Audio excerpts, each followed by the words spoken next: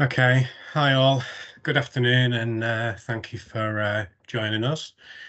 We'll get started with the webinar in a few minutes. We're just going to give stragglers a few more minutes to join us. While we're waiting, I'll take the opportunity to talk about the team here at Delta Simons, and then I'll move on to introducing today's presenters. Aaron Drury, the background appears to have disappeared. There we go, it's back again. For those of you that don't know me, my name is Aaron Cousins. I've recently taken a new role at Delta Simons as the lead of Environmental Transaction Services. Many of you will also know my colleague Graham Duffield. Graham has recently taken a new role as the Client Services Director, and I'm sure you'll all join me in congratulating Graham on that role. Many of you will already be familiar with the great work that our team produces, but for those of you that aren't, we specialise in delivering commercially focused due diligence support to a wide range of clients in relation to many scenarios, including real estate, mergers and acquisitions, divestment and refinancing. We cover a wide range of topics, but the key ones that many of you will already be familiar with include ground risk, phase ones, as it's commonly known, environmental compliance, flood risk, and the reason we're all here today, which is the emerging topic of environmental and social governance. Okay, we're at about 3 minutes past now, and the numbers look fairly stable, so let's make a start. Firstly, I'd like to introduce you to my colleagues who will be delivering today's presentation. They're Hannah Greenway, Aaron Drury, and Alex Perryman. They're going to take you on a whistle-stop ride into the world of ESG from a real estate perspective. They'll give you an insight into the benefits of assessing ESG credentials, from maximising portfolio returns to avoiding compliance risk, and they'll also describe the reporting standards and the deliverables that Delta Simons offer. There'll be a Q&A session following the presentation. Please feel free to add questions via the Q&A button, or alternatively, save them till the end, and hopefully there'll be an opportunity to ask questions verbally. Okay, so on that note, let's get started. I'll hand you over to my namesake and colleague, Aaron Drury. Thank you. Thank you very much, Aaron. So what is ESG and how does this relate to you? Well, environmental, social and governance factors are becoming a big thing very quickly in the real estate world and are increasingly influencing investment decisions within real estate. But what exactly is this all about? Well, ESG is all about introducing opportunities for sustainable and socially conscious investment and business behaviour. And emerging frameworks and reporting standards over recent years are beginning to reinforce these commitments. So how does an investor identify these opportunities? We at Delta Simons have mapped a number of reporting standards and frameworks that my colleague Hannah will discuss more later in the presentation, and we have already delivered cost-effective assessments in support of many global real estate transactions. But what are the potential impacts if you don't consider ESG? Well, by not considering ESG, we feel that investors are running the risk of potential devaluation of their assets, as well as potentially damaging their ability to sell the asset. There is also potential for operational disruption and insurance challenges, particularly, for example, if physical climate risks are not considered. Okay, so these are some of the themes that we cover in our reports at Delta Simons. For example, we have a lot of energy ones in the environment section, and these have been influenced by reporting standards, frameworks and legislation as well. And we want to ensure that our reports are aligned to what's important in the ESG world as a whole. So the environment section you can see is larger than the S and G, and that's just the nature of real estate. So like climate change, for example, resource efficiency, they are big focuses on energy. So we want to make sure that we cover all of those aspects. And I'll talk more about energy later on as well. So next slide, please. So these are some of the reporting standards that we use to influence our reporting. The top two are EU regulations. So the Sustainable Finance Disclosure Regulation and EU Taxonomy. I will discuss in more detail later. But these are essentially disclosure requirements that one of our clients must make about their assets. So it doesn't apply to everyone, it applies to large companies. The rules on who it applies to are quite complex actually, but SFDR is essentially a system for classifying funds or assets as more sustainable or less sustainable. You might have heard of Article 6, 8 or 9, and that's the classification system under SFDR. EU taxonomy is another system for classifying economic activities as sustainable or not. And then, for example, the Task Force on Climate-Related Financial Disclosures, my colleague Alex will talk about that in more detail later, but that is disclosure requirements that have been adopted by a lot of countries. So it's influencing EU regulation at the moment. It's also been adopted by G7 countries, including the UK. And then the last two, CRREM and MEES, those are essentially a deeper dive into the energy efficiency of the asset. So CRREM, we can assess the asset's stranding date, and MEES will assess the lettability of the asset as well. Next slide, please. So we offer multiple ESG services at Delta Simons, which can be completed in transaction-friendly timescales. And one of our most popular products is our ESG benchmark assessment. And this is a good way of understanding the ESG credentials of an asset prior to completion of a transaction. The benchmark includes an interview with either an anchor tenant, if, for example, the property is single unit, or a property management team if the asset is multi-unit. And our questions and themes that we score on have been created using the various reporting standards and frameworks mentioned by Hannah earlier. We also review any provided data rooms to try and capture all relevant data that may influence the ESG credentials of an asset. Once completed the above steps, we are able to generate what we call our impact dials and an asset-specific action plan, which I will discuss more in the following slides. We have found that it is not uncommon for a seller to push back on interviews for various reasons, and so as a way around this, we do offer a desk study red flag review, which involves the review of a data room and online sources without an interview. Whilst this does not necessarily capture the same level of data as a full benchmark, we are able to still provide a list of ESG red flags and a high-level summary of an asset's ESG performance. So these are examples of our ESG dials, and these provide a good visual aid of how well an asset is performing. We provide two dials, one for environment themes and a shared dial for social and governance themes.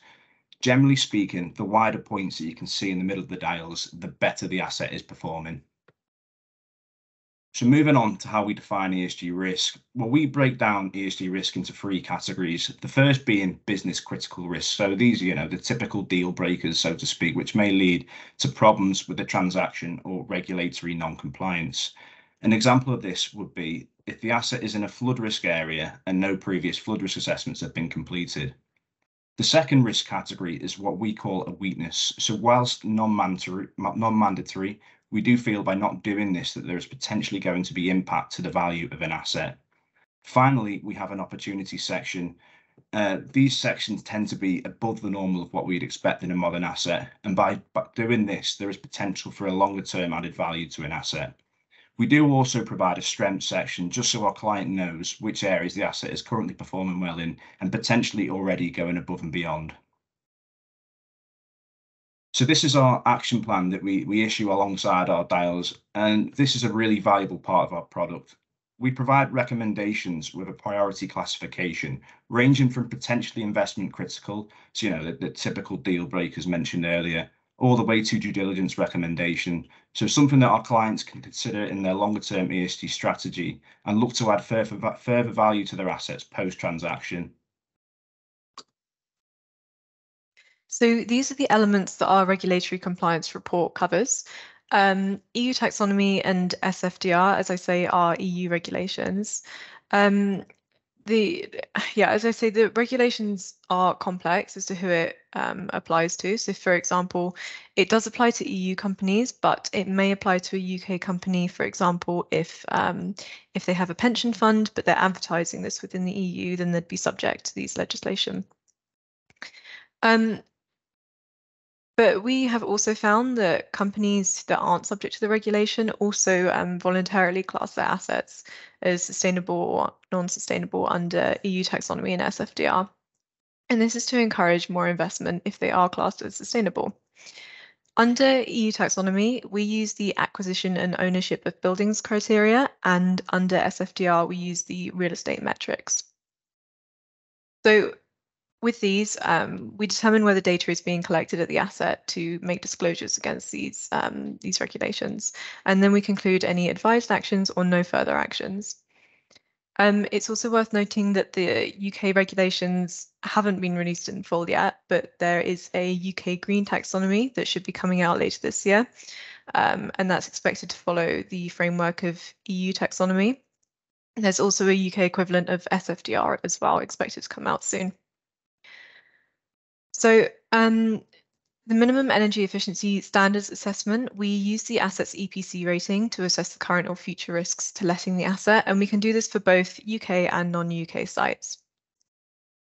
And then with the CRREM assessment, it's an assessment of the greenhouse gas intensity and energy intensity of the asset. And this is it provides guidance on how to meet the 1.5 and 2 degree Paris Agreement targets. So next slide, please. So this is CRREM in a bit more detail. This graph here is something that you could be expected to receive in the report.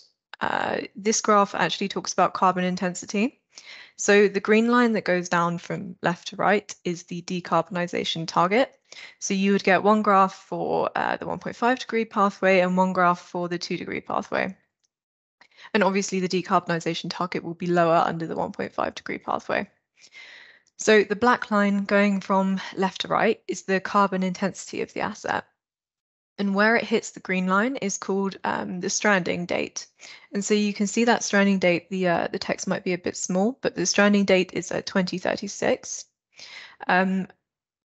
But for example, if you retrofit the building, if you improve the energy efficiency of the building, you can extend that stranding date. So where the line steps down, that is the carbon intensity after retrofitting.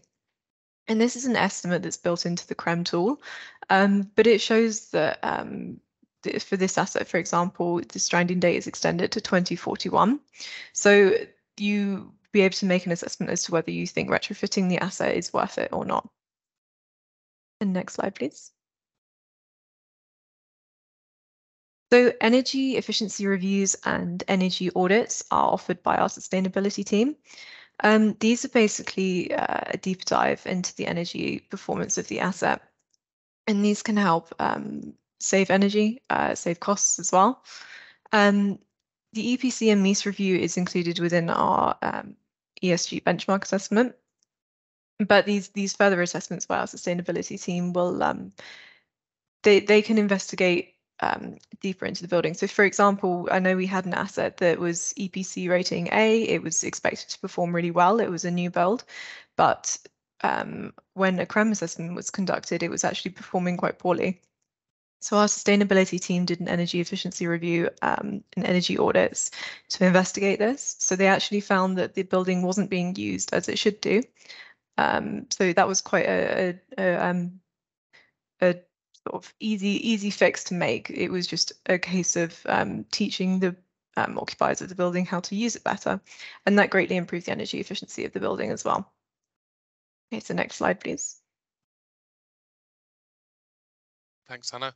The next 3 slides focus on physical climate risks to help companies work towards achieving TCFD compliance and alignment with EU taxonomy. So why is this important? Well, to safeguard your assets from future risks caused by climate change, so as to lessen the risk of your assets devaluing over time, operational disruption, or saleability and insurance challenges. So the main driver is the TCFD framework, or Task Force on Climate-Related Financial Disclosures. This requires UK businesses to provide mandatory disclosures on climate-related risks and opportunities within their corporate reporting from 2023. So this requires clients to consider both the physical and the transitional risks. So physical risks are environmental events such as natural hazards, including floods or storms, as per the bullets. Whereas transitional risks, if interested, arise from changes in policy and new technologies, such as the growth of renewable energy. Regarding EU taxonomy, this is complex. Contributions towards the climate change adaptation objective requires companies to make an assessment of the physical climate risks which have the potential to impact the company and its facilities. So our Delta Simons reports can be used by clients to inform both EU taxonomy as well as TCFD disclosures as part of a joined up approach. Whilst TCFD compliance will soon become a mandatory requirement, EU taxonomy alignment is not mandatory for all, but some companies are seeking to align EU taxonomy as part of best practice. So our outputs, we produce what we call physical climate risk assessments. This focuses on the climate related physical risks only and can be utilised to frame the current position and approach to appropriate climate mitigation and resilience measures and any further recommendations to help work towards compliance. Now, the physical risks are measured or analysed, if you can see the graph, using representative concentration pathways, which are RCPs, which are greenhouse gas emission trajectories. In summary, the main RCPs assessed are the RCP 2.6 or the low emissions scenario, the RCP 6.0, the medium emissions scenario, and the RCP 8.5, which is the high emissions or worst case scenario. Now, a key point I want to make is the TCFD requires consideration of two RCPs. The lower one, the 2.6, which is mandatory, and one other, which can be identified by the client. We tend to recommend the RCP 8.5 worst case scenario simply because if the asset is shown to be protected in this extreme scenario, then no further assessment or mitigation is likely to be required. So therefore, we ask our clients at the proposal stage, what do you need to be compliant with? What timeframes do you wish to assess? What are your reporting requirements? And whether you have a value at risk or VAR formula. This is so we can tailor a bespoke product for yourselves to address any climate change concerns, both for, say, existing assets and any future potential acquisitions. If unsure, we can always guide you to the best course of action. Next slide, please. So this is one of our GIS infographics. It focuses on cooling degree days, which is one of the physical risk indicators. So this example gives an indication of the effect of outside air temperature on building energy consumption annually. So in this example, it represents the average annual number of days that the outside air temperature at a specific location is higher than 22 degrees. So it gives an indication of how much cooling would be required in the building. So what have we done? We've split the graphic into national down to more regional, local site-specific areas. This helps us provide the visualization to our scoring system, where we state values like the UK minimum, UK maximum, UK average values, and site-specific change by the various RCPs and time periods. And then using that data, we calculate what we call an extremity score for each RCP and time period. It's pretty much scored between 1 and 100 and has 5 equal categories ranging from level 1, which is low, up to 5, which is high risk. That's then reported on for each indicator and then provides consistency between them as well. Next slide, please. So our reports understand and assess these questions stated here, and this example is purely based on cooling degree days. So what's the potential impacts to the site as a result of cooling degree days? It's an increased likelihood for mechanical cooling or a change in energy demand and consumption. And why is that important? Well, impacts could financially impact operations or change an investment decision. So therefore, we think about what recommendations are required to be climate resilient. So in this example, we pick an M&E strategy as a recommendation or a net zero strategy as another, or other considerations such as how solar gain can be reduced or how we consider the use of shading. Following this assessment, we also state the data gaps and challenges. For example, the main challenge is climate data differs widely in terms of coverage, quality, accuracy and compatibility in the UK and internationally. So it determines the level of service we can offer. So we can work with you to produce a tailored product to meet your requirements, ranging from, say, a rapid RAG assessment on existing assets through to more thorough site-specific physical climate risk reports. Now, one key benefit is that we can complete our reporting in transactional timeframes. We don't necessarily need to wait for, say, Environment Agency for the flood risk data or similar site-specific data to complete, as we can rely on the wider available climate data. Lastly, this is only a brief introduction to the ESG related physical climate risks. I will be holding a webinar on this in a little bit more detail on the 22nd of March. I will now pass you back to Aaron. Thank you, Alex. So in terms of post-transaction support, we can follow up 12 months post-delivery to see if an asset has been subject to improvement works and can complete an updated report to map the progress of an asset as it continues to evolve. It's also worth noting here that our products are not static, so it may be that new legislation has evolved by this time. And when we come to a report update, we can incorporate any new legislation changes within any new reports. We can support in the implementation of our action plan, which I mentioned earlier, and we're actually exploring partnership opportunities with TDD firms to add CapEx and direct implementations to our action plan and recommendations. We can also work with tenants directly to understand their own ESG agenda and assist with improving behaviour within landlords' assets to improve ESG credentials.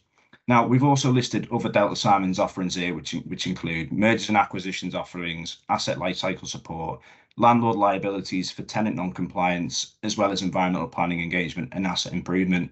So I'll hand you back to Hannah to summarise.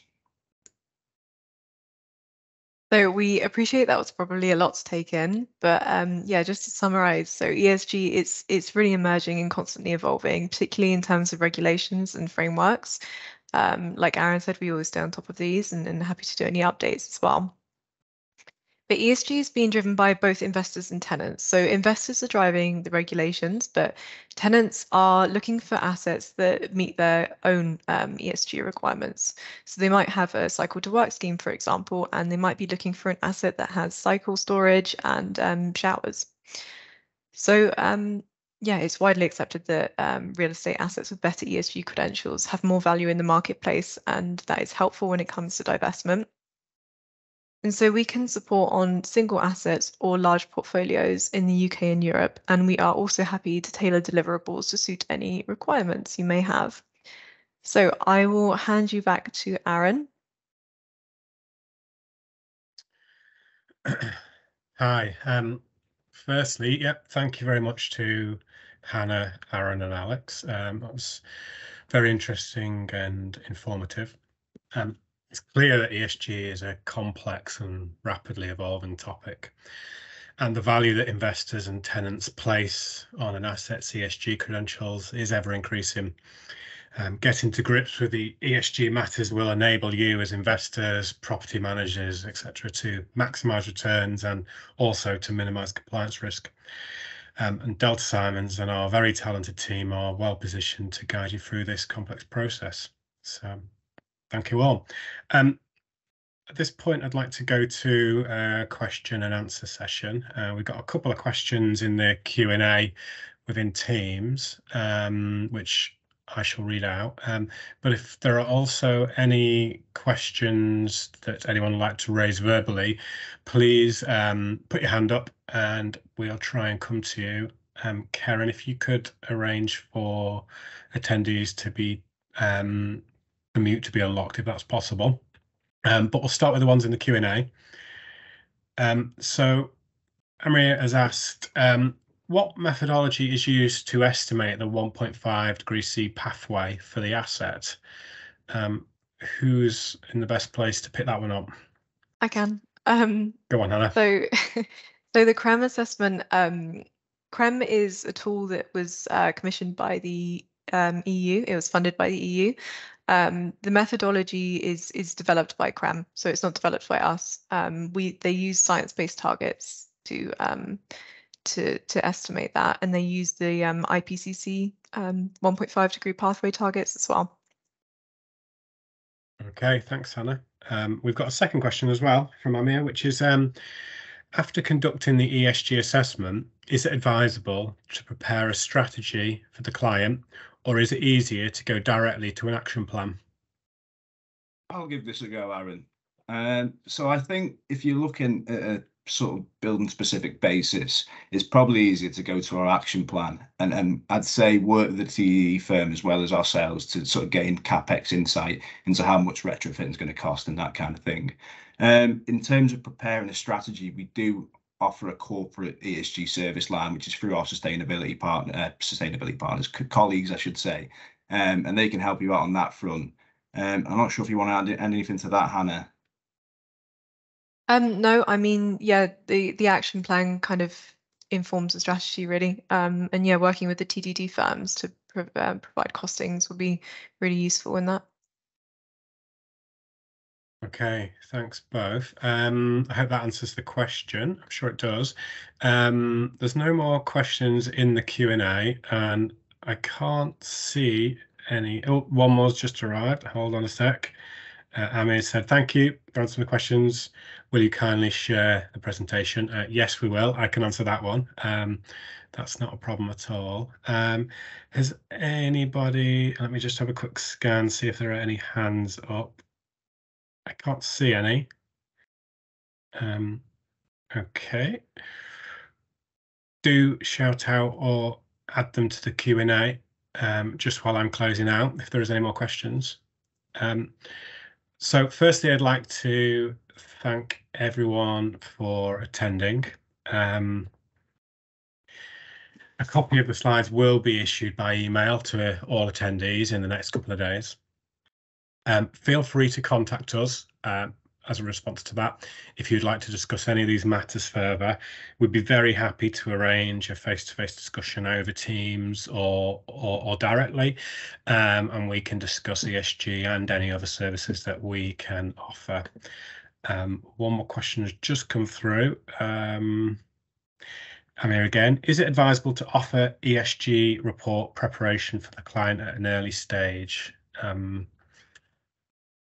I think the answer to that is yes. Aaron, do you want to pick that one up?